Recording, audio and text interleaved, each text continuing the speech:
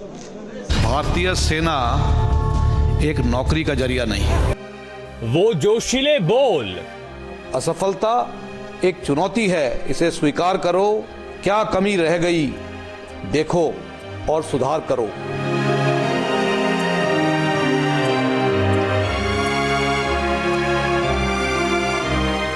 वो हुंकार और आखिरी सांस तक मां भारती की सेवा में तत्पर जाबाज जनरल हमेशा याद रहेंगे।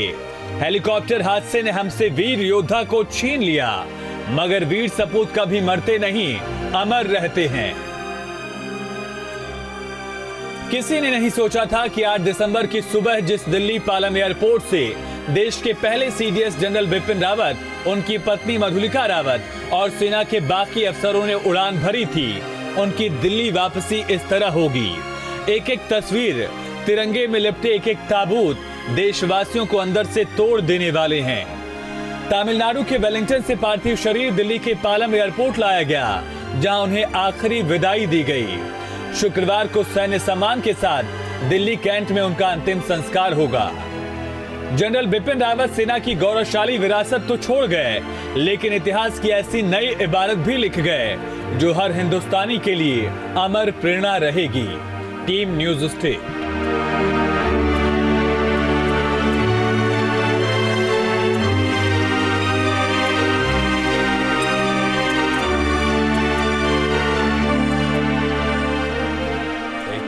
एक महावीर योद्धा की कामयाब कहानी, जिसको दशकों तक याद किया जाएगा। सेना के आधुनिकीकरण के लिए थिएटर कमांड्स की जो प्रक्रिया शुरू कराई गई उनकी तरफ से, उसे हमेशा याद किया जाएगा। और एक बड़ा माइलस्टोन ये होगा जो थिएटर कमांड्स की प्रक्रिया शुरू की गई, क्योंकि हमारे दुश्मन देश चाइना में भी इसी तरह से थिएटर कमांड्स हैं, डेवलप नेशंस में इसी तरह से हैं। और यही वजह है कि सीडीएस को जब ये जिम्मेदारी मिली उस वक्त से ही उनकी ये कोशिश थी कि थिएटर कमांड्स को लेकर प्रोसेस शुरू किया जाए। 4 थिएटर कमांड्स बनाए जाएंगे, फिलहाल 17 कमांड्स हैं, उनको मर्ज किया जाएगा। और ये वजह रही कि प्रधानमंत्री नरेंद्र मोदी जब सत्ता में पहुंचे और सीडीएस के पद का जब गठन किया गया, तो सबसे उपयुक्त जो नाम था वो जनरल बिपिन रावत का सामने आया। वो सबसे माहिर माने जाते हैं रणनीतियों के मामले में। और तस्वीरें भी आप देख रहे हैं, धर्मगुरुओं से लेकर अलग अलग तबके के जो लोग हैं वो यहाँ पर पहुँच रहे हैं श्रद्धांजलि देने के लिए।